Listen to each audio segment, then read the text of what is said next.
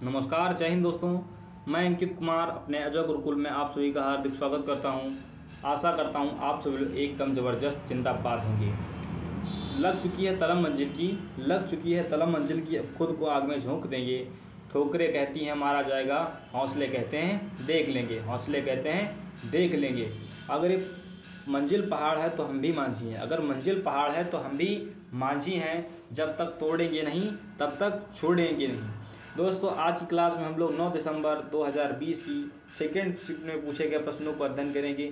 जैसा कि हमने कल क्लास में 22 क्वेश्चनों तक अध्ययन किया था और कारणवश क्लास नहीं हो पाई थी, और उसके आगे के प्रश्न आज अध्ययन करेंगे। दोस्तों, पहला प्रश्न हमारा दिया गया सत्यार्थ प्रकाश पुस्तक द्वारा लिखी गई। दोस्तों, सत्यार्थ प्रकाश पुस्तक किसके द्वारा लिखी गई?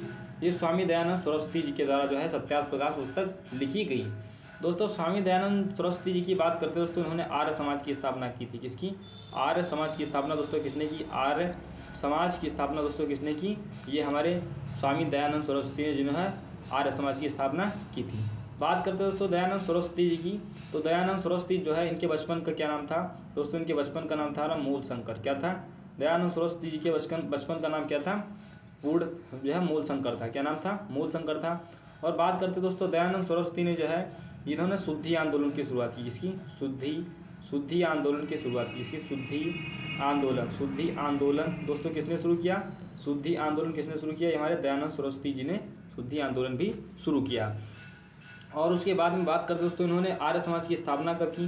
दोस्तों, इन्होंने 1875 में। कब की? 1875 में इन्होंने आर्य समाज की स्थापना स्वामी दयानंद सरस्वती जी ने की थी। और इनका दयानंद सरस्वती की सत्यार्थ प्रकाश है, इन्हीं का एक प्रमुख कथन बहुत ही एग्जाम में बहुत सारे कई बार पूछा गया है। पूछता है कि वेदों को की ओर लौटे। किसकी ओर? वेदों की ओर लौटो। वेदों की ओर लौटो, जो ये किसका कथन है? वेदों की ओर लौटो, ये किसका कथन है? तो दोस्तों, ये कथन हमारा किसका है? ये हमारा डॉक्टर स्वामी दयानंद सरस्वती जी का है। स्वामी दयानंद सरस्वती जी को भारत का मार्टिन लूथर। किसका?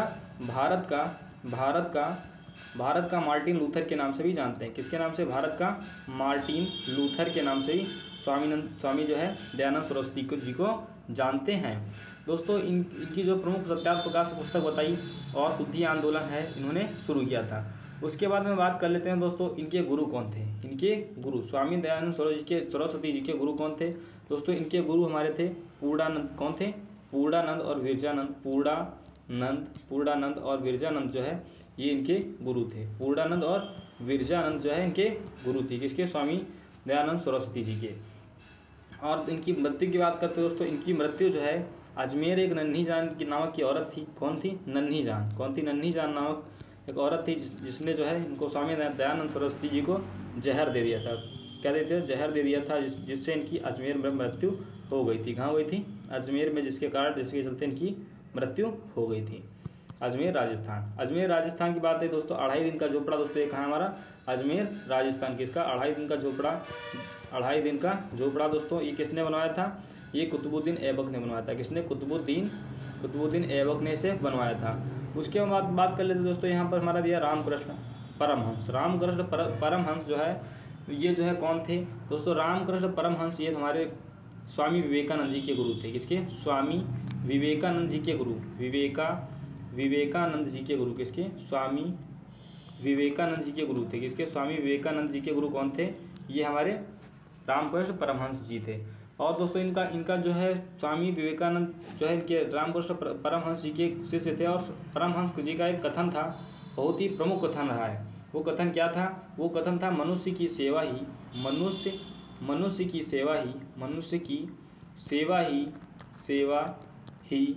ईश्वर की सेवा है। किसकी सेवा है? ईश्वर की सेवा है। मनुष्य की सेवा ही ईश्वर की सेवा है। दोस्तों, ये रामकृष्ण परमहंस जी का एक प्रमुख कथन था।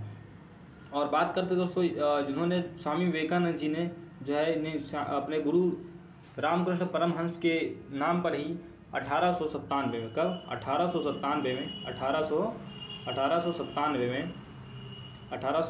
में रामकृष्ण मिशन की स्थापना। किसकी? रामकृष्ण मिशन की स्थापना कब की? रामकृष्ण मिशन की स्थापना कब की दोस्तों? ये हमारे 1897 ईस्वी में की थी। ये प्रश्न बहुत बार हमारे एग्जाम में पूछा है कि रामकृष्ण मिशन की स्थापना किसने की? दोस्तों यहाँ पर इसका उद्देश्य क्या था, एग्जाम में कभी कभी पूछ लेता है, इसका रामकृष्ण मिशन का उद्देश्य क्या था। दोस्तों दरिद्रनाथ की सेवा उद्देश्य था। क्या था? दरिद्रनाथ की सेवा, दरिद्रनाथ की सेवा, नाथ की सेवा। दोस्तों ये इसका जो है प्रमुख कथन था, इसका उद्देश्य था। यानी गरीबों की सेवा ही ईश्वर की सेवा है, गरीबों की सेवा ही ईश्वर की सेवा है। ये जो है किसने कहा था? ये रामकृष्ण परमहंस जी के जो रामकृष्ण मिशन के लोगों ने कहा था। उसके बाद में बात कर लेते हैं हम कि जो है स्वामी विवेकानंद जी के जिन्होंने इसकी जो है रामकृष्ण मिशन की स्थापना की थी, जो कि हमारे जीवन में उनका बहुत ही महत्व रहा है। जैसा कि उनका एक प्रमुख कथन था, जब उठो जागो और अपने लक्ष्य की ओर बढ़ते रहो, जब तक तुम्हें लक्ष्य की प्राप्ति न हो जाए तब तक रुको मत। ये दोस्तों किसका कथन था? ये हमारे स्वामी विवेकानंद जी का कथन था। दोस्तों स्वामी विवेकानंद जी का जन्म कब हुआ था? दोस्तों 12 जनवरी 1863 को, 12 जनवरी 1863 ईस्वी को जो है स्वामी विवेकानंद जी का जन्म हुआ था। और इनके बचपन का नाम क्या था? दोस्तों इनके बचपन का नाम हमारा नरेंद्र नाथ दत्त था। क्या पूछ लेता है? नरेंद्र नाथ दत्त जो है इनके बचपन का नाम था। किसके? इनके बचपन का नाम क्या था? नरेंद्र नाथ दत्त दोस्तों इनके बचपन का नाम था। और इनके गुरु के बाद आप सभी को बताया, रामकृष्ण हंस जी जो है स्वामी विवेकानंद जी के गुरु थे। और उसके बाद में बात करते हैं दोस्तों, इन्होंने जो है 1893 ईस्वी में, कब इन्होंने जो है विवेकानंद जी ने, किसने?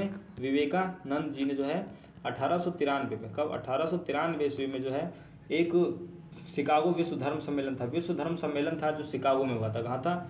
विश्व धर्म सम्मेलन जो है सम्मेलन दोस्तों ये कहाँ था? सम्मेलन ये हमारा शिकागो में था। कहाँ था? शिकागो अमेरिका में था। कहाँ था? यूएसए में था। यूएसए में दोस्तों एक धर्म सम्मेलन था, यहाँ पर ये जो है इन्होंने भाग लिया था। और जैसे ही इन्होंने जो है अपने भाषण में, इनको पहली बात तो बोलने का मौका नहीं दिया जा रहा था, लेकिन जब इनको मौका दिया गया, जैसे ही इन्होंने अपना भाषण अपनी बातों को भाइयों एवं बहनों से कहकर शुरू किया, तो पूरा जो है कच्छ तालियों की गड़गड़ाहट से गूंज उठा था।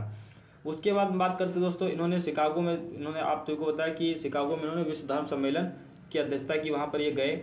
और यदि पूछ लेता है कि जो है इन्होंने एक वेदांत थी हमारी वेदांत सोसाइटी, क्या थी? एक वेदांत सोसाइटी की स्थापना, किसकी? वेदांत सोसाइटी की स्थापना, किसकी? वेदांत सोसाइटी की स्थापना दोस्तों किसने की? सोसाइटी की स्थापना हमारे जो है स्वामी विवेकानंद जी ने वेदांत सोसाइटी की स्थापना 1896 ईस्वी में की थी। कब की थी? 1896 ईस्वी में की थी। और बात कर लेते हैं दोस्तों सन 1900 इसमें, कब? सन 1900 में जो है इन्होंने जो है एक पेरिस धर्म सम्मेलन हुआ था। कौन सा था?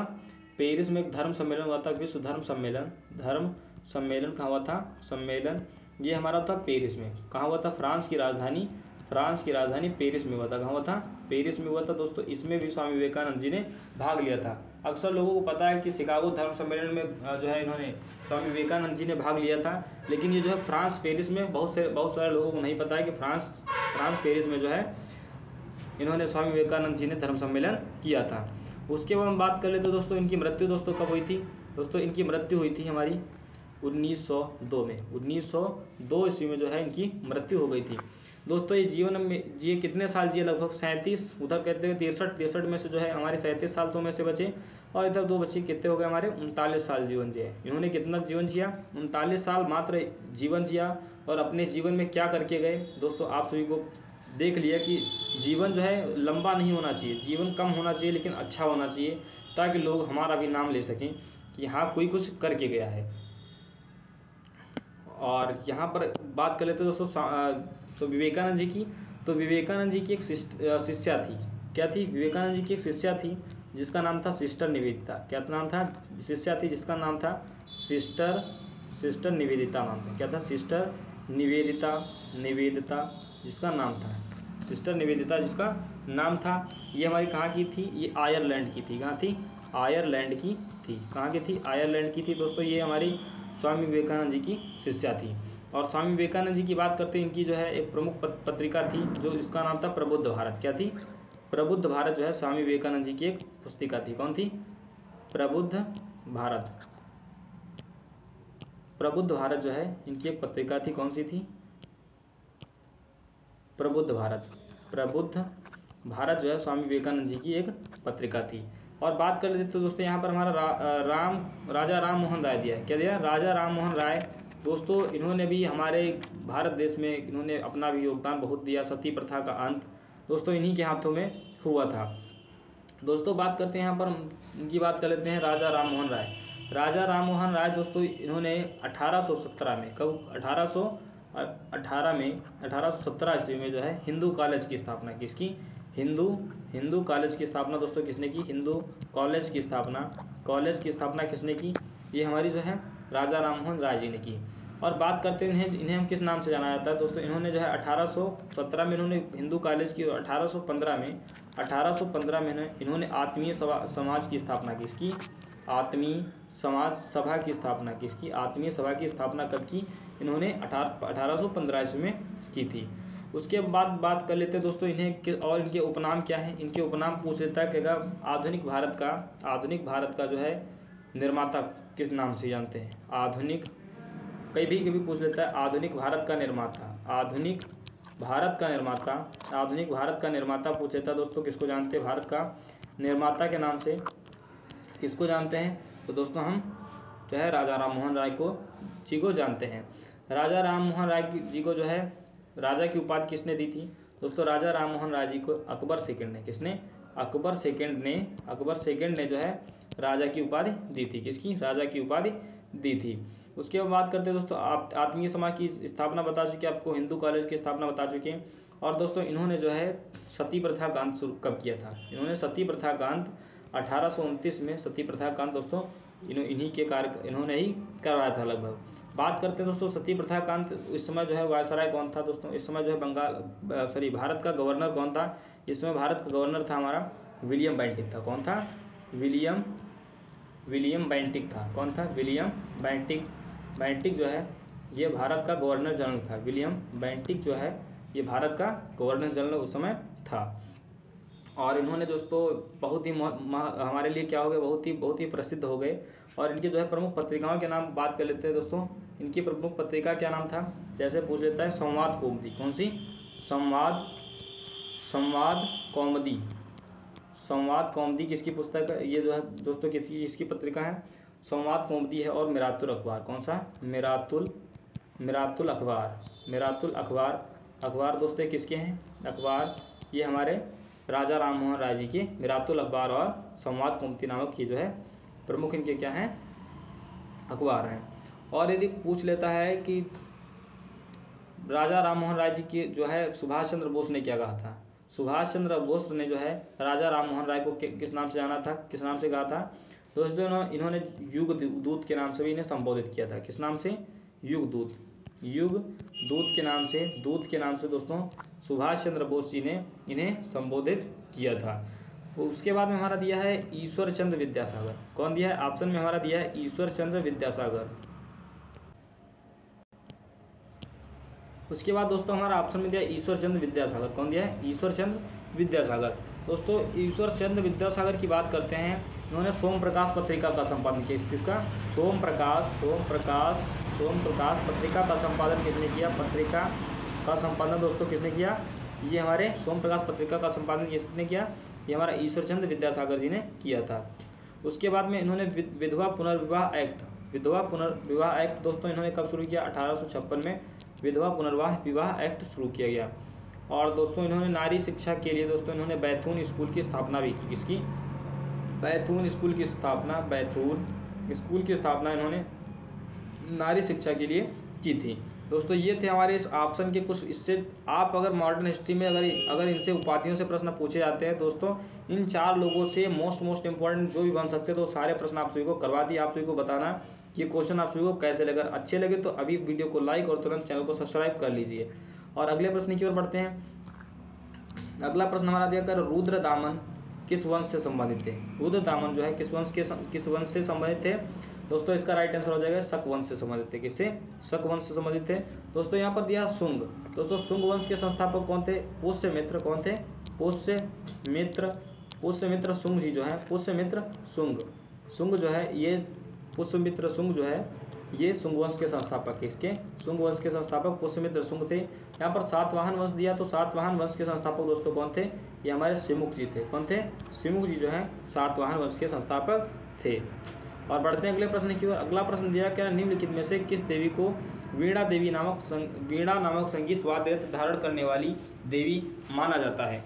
दोस्तों ये हमारी कौन देवी हैं? दोस्तों ये हमारी सरस्वती माता है। कौन है? सरस्वती माता है। सरस्वती देवी के नाम से जो वीणा को धारण करती हैं क्या कहलाती हैं? हमारी सरस्वती माता कहते हैं, जिसे हम वाग देवी के नाम से भी जानते हैं। महाश्वेता वाग देवी दोस्तों इसके नाम से, सरस्वती, वीणा पाड़ी दोस्तों इनके नाम से हम इनको सरस्वती माता को जानते हैं।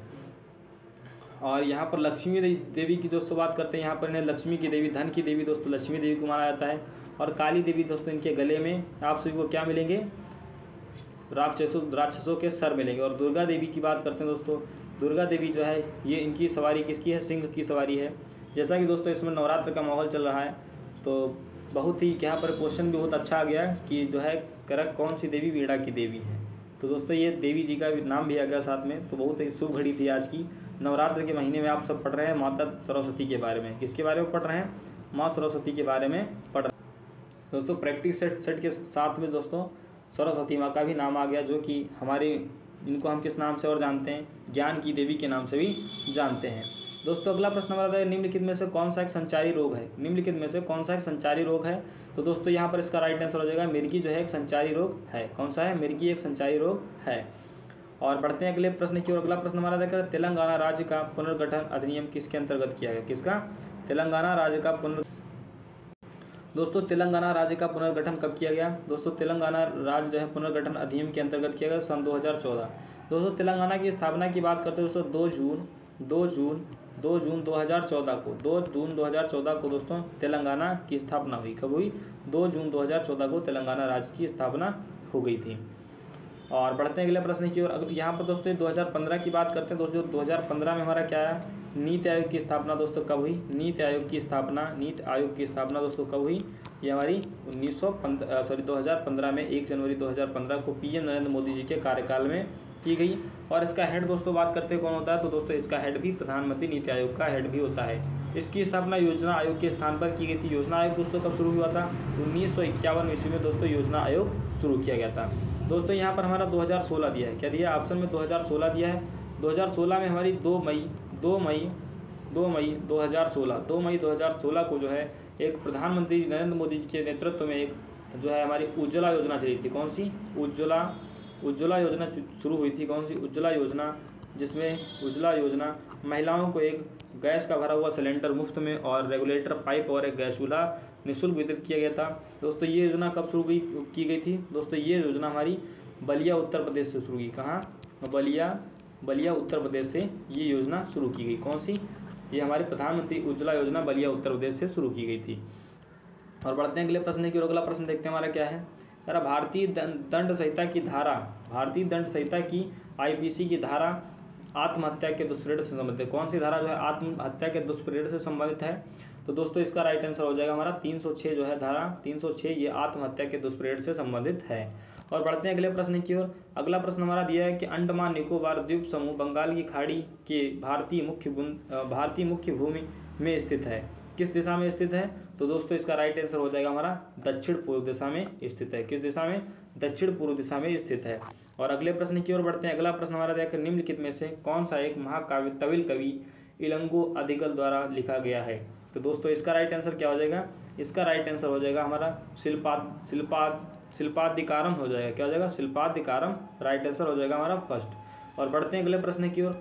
अगला प्रश्न हमारा दिया करा कि निम्नलिखित में से कौन जो है पर्वत पूर्वी घाट में स्थित है? निम्नलिखित में से कौन सा पर्वत जो है पूर्वी घाट में स्थित है? दोस्तों इसका राइट आंसर हो जाएगा महेंद्रगिरी। क्या हो जाएगा? महेंद्रगिरी हो जाएगा। ये कहाँ है? ये हमारा पूर्वी घाट में स्थित है। दोस्तों यहाँ पर मुकुर्थी दिया है। मुकुर्थी मधुमलाई मन्नार की खाड़ी राष्ट्रीय उद्यान दोस्तों कहाँ है? ये हमारे तमिलनाडु में स्थित है। अनाईमुड़ी भी तमिलनाडु में स्थित है। दोस्तों दोदा बेटा जो है, दोदा बेटा हमारे ऑप्शन में दिए दोस्तों दोदा बेटा ये क्या है? दोस्तों ये प्रश्न, इसका प्रश्न आप सभी लोग कमेंट बॉक्स में बताओगे कि दोदा बेटा जो है क्या है। और बढ़ते हैं अगले प्रश्न की ओर। अगला प्रश्न हमारा दिया कि जो है निम्नलिखित में से कौन रेडियो कार्यक्रम मन की बात से संबंधित है? रेडियो कार्यक्रम जो है मन की बात से संबंधित है। दोस्तों ये हमारे कौन है?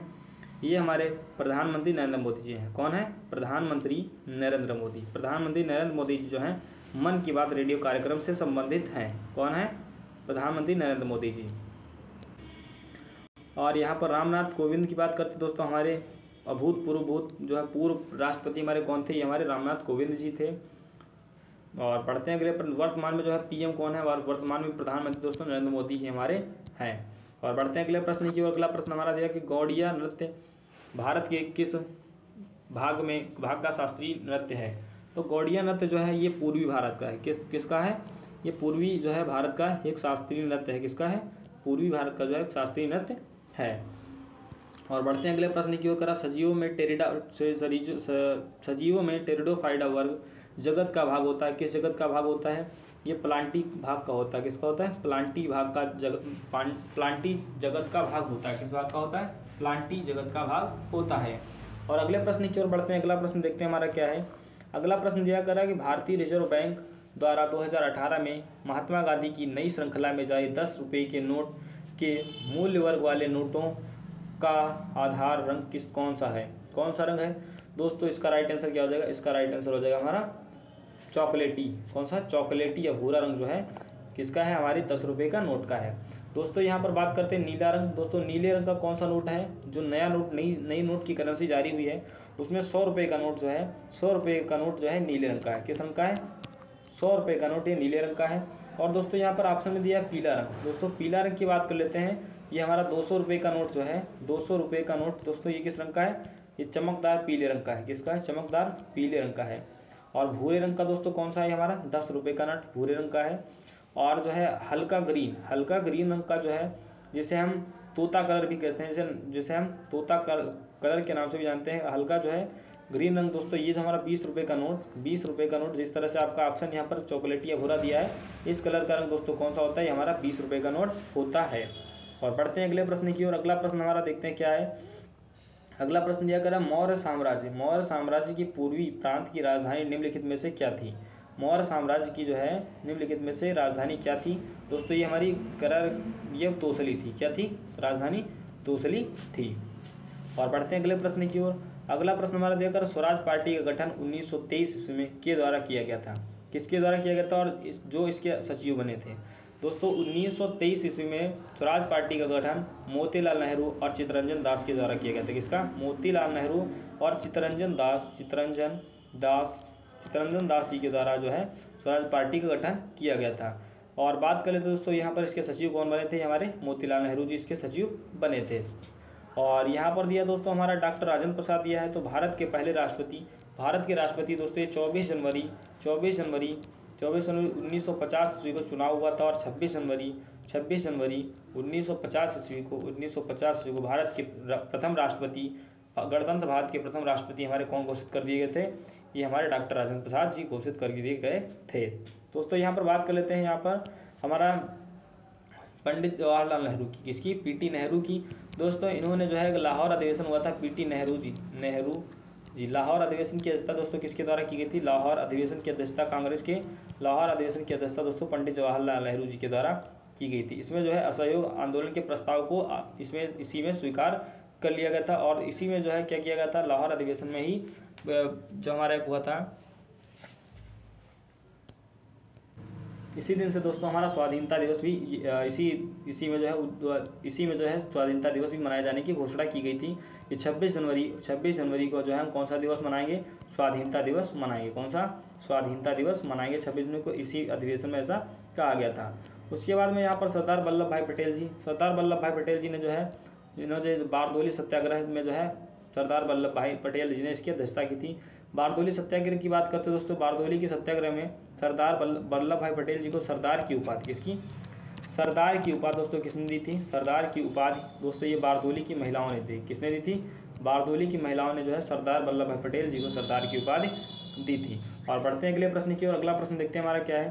कह रहा उज्जैन शहर पहले किस नाम से जाना जाता था। कौन सा, उज्जैन शहर पहले किस नाम से जाना जाता था दोस्तों, ये हमारा किस नाम से जाना जाता था, ये हमारा अवंतिका के नाम से उज्जैन शहर जाना जाता था। कौन सा, अवंतिका के नाम से जाना जाता था। और बढ़ते हैं अगले प्रश्न की और। अगला प्रश्न हमारा देखिए, आरंभ में आरबीआई का केंद्रीय कार्यालय निम्नलिखित में स्थापित किया गया था, दोस्तों आरंभ में आरबीआई भारतीय रिजर्व बैंक का जो है कार्यालय में स्थापित किया गया था, लेकिन 1937 में बम्बई यानी कि अब मुंबई में स्थानांतरित कर दिया गया है। दोस्तों आरबीआई की स्थापना के समय आरबीआई का हेडक्वार्टर कहाँ था? दोस्तों ये हमारा कोलकाता में था। कहाँ था? कोलकाता में था। लेकिन जो है 1937 में, कब? 1937 में इसका हेडक्वार्टर कहाँ स्थापित कर दिया गया, लेकिन इसका हेडक्वार्टर कहाँ? बम्बई यानी अब मुंबई में इसका हेडक्वार्टर बना दिया गया। आरबीआई के बारे में आप सभी को हम देख रहे हैं कि लगातार हमारे एग्जाम में आरबीआई से हर शिफ्ट में एक ना एक प्रश्न बन रहा है कि आरबीआई की स्थापना, आरबीआई का जो है कौन सा आयोग की स्थापना, और आरबीआई में कितने अध्यक्ष और कितने सदस्य रहते हैं, और आरबीआई की बात करते हैं राष्ट्रीयकरण कब हुआ है, आरबीआई की स्थापना कब हुई है, और यहाँ पर आरबीआई का हेडक्वार्टर कब और कहाँ बना। ये सारे आरबीआई की से प्रश्न जो बन सकते हैं वो सारे आप सभी को प्रश्न करा चुके हैं, लेकिन एक बार फिर से इनको रिवीजन कर लेते हैं। दोस्तों आरबीआई की स्थापना की बात करते हैं दोस्तों 1934 का एक्ट था, 1934 का एक्ट था। और 1935 में आरबीआई की स्थापना कब हुई? 1935 में। बात करते हैं 1937 में इसका हेडक्वार्टर, 1937 में इसका हेडक्वार्टर कहाँ से? कोलकाता से मुंबई कर दिया गया। उसके बाद में अगर बात करते हैं 1949 को जो है आरबीआई की जो है राष्ट्रीयकरण कब किया गया? 1949 को किया गया था। और बात करते हैं आरबीआई का राष्ट्रीयकरण कब हुआ? 1949 में। और बात करते हैं इसके पहले अध्यक्ष, आरबीआई के पहले अध्यक्ष कौन थे? ये हमारे ओसबॉर्न स्मिथ थे। कौन थे? ओसबॉर्न स्मिथ थे जो है, ओसबॉर्न स्मिथ जो है आरबीआई के पहले हेड कौन थे? ये हमारे अध्यक्ष पहले कौन थे? ये हमारे ओसबॉर्न स्मिथ जो है आरबीआई के पहले गवर्नर थे। वर्तमान में बात करते हैं आरबीआई के गवर्नर कौन है? वर्तमान में दोस्तों आरबीआई के गवर्नर हमारे कौन है? शक्तिकांत दास जी हैं। कौन है? शक्तिकांत दास जी। शक्तिकांत दास जो है वर्तमान में आरबीआई के गवर्नर हैं। और बढ़ते हैं दोस्तों अगले प्रश्न की ओर। और यहाँ पर एक आप सभी को एक प्रश्न का आंसर बताना है कि ऐसी कौन सी बैंक है जिसका हेडक्वार्टर मुंबई, लगातार आपने सभी ने देखा होगा कि हर बैंक का लगभग हेडक्वार्टर कहाँ है? मुंबई में है। लेकिन कौन सी बैंक है जिसका हेडक्वार्टर लखनऊ में है? जिसका हेडक्वार्टर लखनऊ में है दोस्तों। इस प्रश्न का आंसर आप सभी लोग बताओगे दोस्तों किस बैंक का हेडक्वार्टर लखनऊ में है। और बढ़ते हैं अगले प्रश्न की ओर। अगला प्रश्न हमारा दिया कर दिसंबर में संसद द्वारा पारित कृषि एवं प्रसंस्कृत खाद्य उत्पाद निर्यात विकास प्राधिकरण अधिनियम के अंतर्गत भारत सरकार द्वारा कृषि एवं प्रसंस्कृत खाद्य उत्पाद निर्यात विकास प्राधिकरण एपीडा स्थापित किया गया। दोस्तों ये जो है हमारा एपीडा दोस्तों कब स्थापित किया गया? ये 1985 में स्थापित किया गया। कब? 1985 में इसे स्थापित किया गया। दिसंबर 1985 में संसद द्वारा पारित कृषि एवं खाद्य प्रसंस्करण उत्पाद निर्यात विकास प्राधिकरण अधिनियम के अंतर्गत भारत सरकार द्वारा कृषि एवं खाद्य उत्पाद निर्यात विकास प्राधिकरण की स्थापना दोस्तों 1985 में की गई थी। यहाँ पर दोस्तों 1995 दिया है। क्या दिया? 1995। दोस्तों 1995 की बात कर लेते हैं, इसमें जो है WTO की स्थापना जो है कब हुई थी? स्थापना दोस्तों कब हुई थी? हमारे 1995 में हुई थी। बात करते हैं WTO का हेडक्वार्टर कहाँ है? इसका हेडक्वार्टर जिनेवा स्विट्जरलैंड में। कहाँ है? जिनेवा स्विट्जरलैंड में जो है इसका हेडक्वार्टर कहाँ है? जिनेवा स्विट्जरलैंड में इसका हेडक्वार्टर है। और बढ़ते हैं अगले प्रश्न की ओर। अगला प्रश्न दिया कर पार्श्वनाथ जैन धर्म के तीर्थकर थे। दोस्तों पार्श्वनाथ जैन धर्म के कौन से तीर्थकर थे? ये हमारे 23वें तीर्थकर थे। कौन से? 23वें तीर्थकर थे। और बात करते हो प्रथम तीर्थकर हमारे कौन थे? ये हमारे ऋषभदेव थे। कौन थे? ऋषभदेव जो है, ऋषभदेव ये हमारे जैन धर्म के प्रथम तीर्थकर कौन थे? हमारे ऋषभदेव थे। और बात करते हैं दोस्तों जैन धर्म के 24वें तीर्थकर कौन थे? जैन धर्म के 24वें तीर्थकर हमारे कौन थे? ये हमारे महावीर स्वामी थे। कौन थे? महावीर जैन थे। कौन थे? महावीर जैन जो है, महावीर जैन जी जो हैं ये जैन धर्म के 24वें तीर्थकर कौन थे? ये हमारे महावीर जैन थे। प्रथम कौन थे? प्रथम और 23वें और 24वें दोस्तों मोस्ट इंपॉर्टेंट होने वाले हैं। प्रथम कौन थे? हमारे ऋषभदेव थे। 23वें कौन थे? हमारे पार्श्वनाथ थे। और 24वें कौन थे? हमारे महावीर जैन जी थे। 24वें तीर्थकर हमारे महावीर जैन जी थे। और अगला प्रश्न दिया गया है कि निम्नलिखित में से कौन सा जो है भारत के पश्चिमी तट पर स्थित एक प्रमुख बंदरगाह है? तो दोस्तों इसका राइट आंसर क्या हो जाएगा? इसका राइट आंसर है कांडला बंदरगाह जो है ये कहाँ है? भारत के पश्चिमी तट पर स्थित है। कहाँ स्थित है? कांडला बंदरगाह भारत के पश्चिमी तट पर स्थित है। और बढ़ते हैं अगले प्रश्न की ओर। अगला प्रश्न हमारा क्या है? सब मैन केडिंग का संबंध निम्नलिखित में से किस खेल से है? कौन सा? मैन केडिंग का संबंध किस खेल से है? तो दोस्तों इसका राइट आंसर क्या हो जाएगा? इसका संबंध किससे है? मैन केडिंग का संबंध हमारा क्रिकेट से है। किससे? क्रिकेट से है। दोस्तों क्रिकेट में दोस्तों कुल कितने खिलाड़ी होते हैं? 11 खिलाड़ी होते हैं। कितने खिलाड़ी होते हैं? 11 जो है दोनों टीमों के खिलाड़ी होते हैं।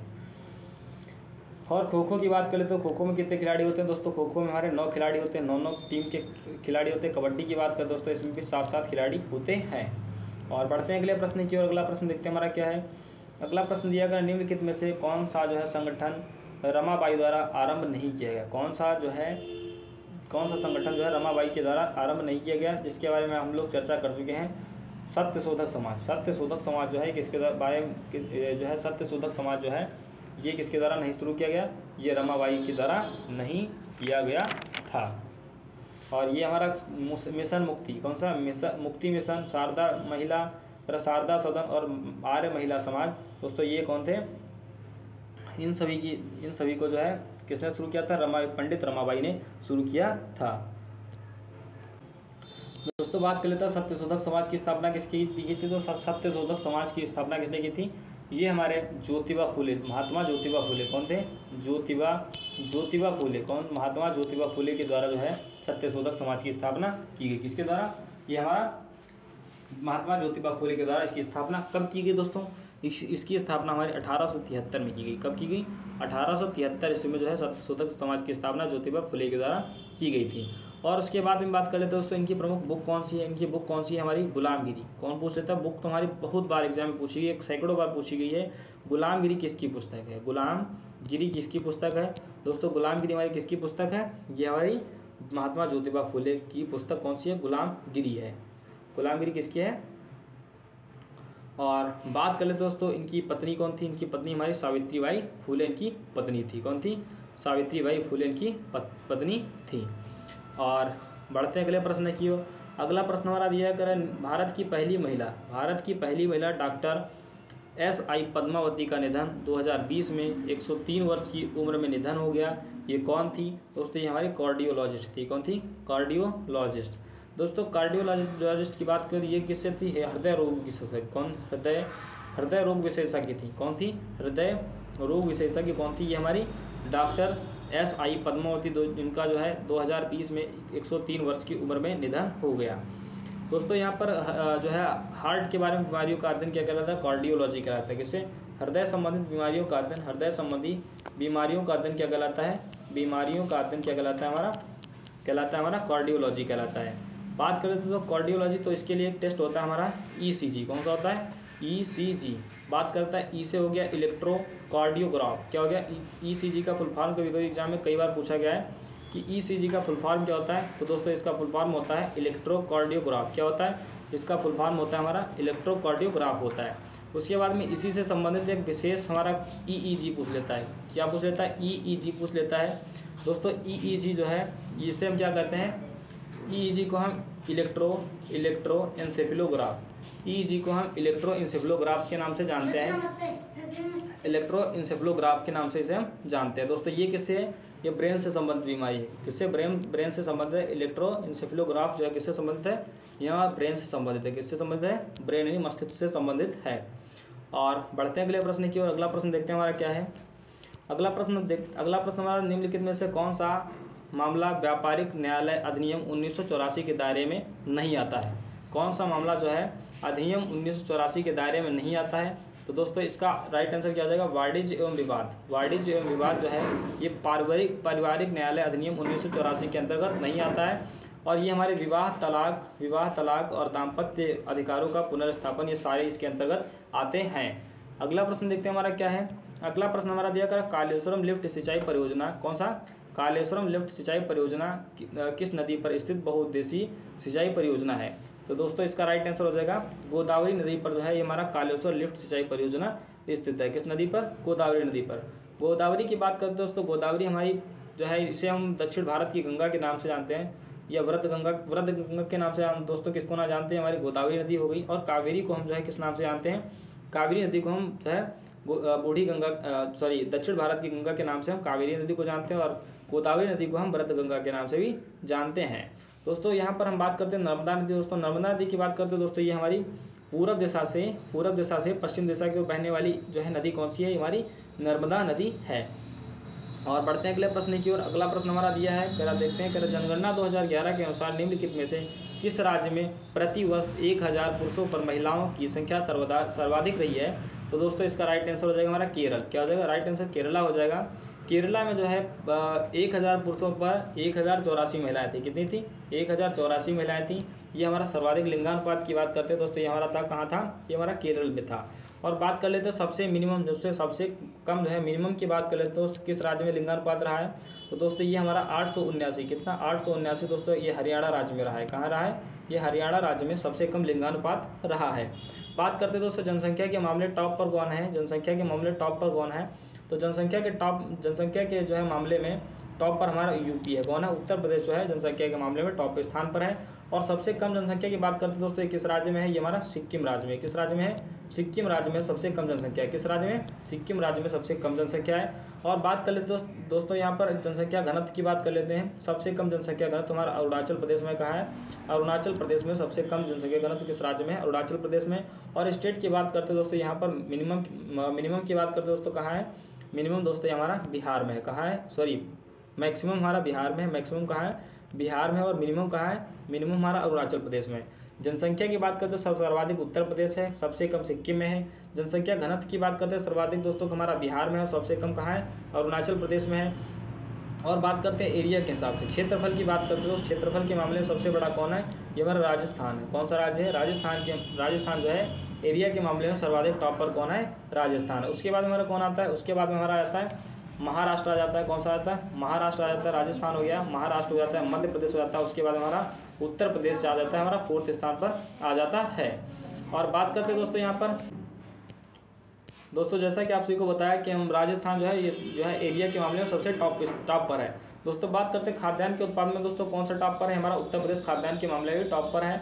और इसमें जो है कुल खाद्यान्न जैसे बात करता है गेहूँ है, चावल है दोस्तों, इन सभी के उत्पादन में उत्तर प्रदेश जो है अग्रणी है। बात करते हैं दोस्तों चावल के उत्पादन में सर्वाधिक टॉप पर स्थान पर कौन है? तुम्हारा वेस्ट बंगाल जो है चावल के उत्पादन में सर्वाधिक जो है कौन सा है? ये हमारा वेस्ट बंगाल है। केरल दोस्तों, ये हमारा साक्षरता दर की बात करते हैं, सर्वाधिक साक्षर जो है कौन सा राज्य है? सर्वाधिक साक्षर भी हमारा केरल राज्य सर्वाधिक साक्षर राज्य है। और सबसे कम बात करते हैं दोस्तों हमारा बिहार राज्य सबसे कम साक्षर राज्य के नाम से भी जाना जाता है।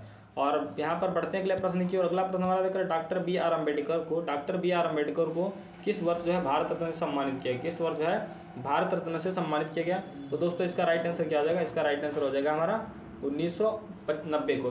1990 ईस्वी जो डॉक्टर बी आर अम्बेडकर कौन सा जो है अवार्ड दिया गया? ये भारत रत्न पुरस्कार जो है डॉक्टर बाबा साहब बी आर अम्बेडकर को 1990 में दिया गया। दोस्तों doctor B are Ambedkar ji की बात करें दोस्तों, इनका जो है इनके जन्मदिवस पर हम 14 अप्रैल को, कौन सा? 14 अप्रैल को जो है इनका जन्मदिवस मनाते हैं। कौन सा? 14 अप्रैल को इनका जन्मदिवस हम मनाते हैं। कौन सा? 14 अप्रैल को doctor B are Ambedkar ji का हैप्पी बर्थडे मनाते हैं। दोस्तों यहाँ पर हमारा दिया कि कह रहा है कि 1949 दोस्तों संविधान के निर्माता भी किसको जानते हैं? Doctor B are Ambedkar ji को संविधान के निर्माता के रूप में भी जाना जाता है। और बात कर लेते दोस्तों जो है 1949 में जो है हमारा संविधान जो है अंगीकृत कर लिया गया था। कब किया गया था? ये हमारा 26 नवंबर 1949 ईस्वी का 26 नवंबर 1949 ईस्वी को हमारा संविधान अडॉप्ट कर लिया गया था। और जो है हमारा इसके कुछ हमारे कितने थे आर्टिकल? 16 आर्टिकल जो है ये हमारे 26 नवंबर 1949 से 16 आर्टिकल चालू कर दिए गए थे। और उसके बारे में बात करते तो हमारा जो है संविधान पूर्ण रूप से 26 जनवरी 1950 ईस्वी को जो हमारा संविधान पूर्ण रूप से संचालित कर दिया गया था। यहाँ पर दोस्तों ऑप्शन में दिया करा 1909 में हमारा क्या हुआ था? 1909 में हमारा मार्ले मिंटो एक्ट आया था। क्या हुआ था? मार्ले मिंटो एक्ट आया था। कौन था? मार्ले मिंटो एक्ट कब आया था? ये हमारा 1909 में हमारा मार्ले मिंटो एक्ट आया था। दोस्तों इसमें क्या था? इसमें जो है हिंदू मुस्लिम में जो है पृथक निर्वाचन, क्या था? पृथक निर्वाचन की बात दोस्तों किसमें की गई थी? पृथक निर्वाचन की बात हमारा किसमें की गई? मार्ले मिंटो एक्ट में पृथक निर्वाचन की मांग किसमें की गई थी? इसमें निर्वाचन दोस्तों ये मार्ले मिंटो एक्ट के द्वारा किया गया था।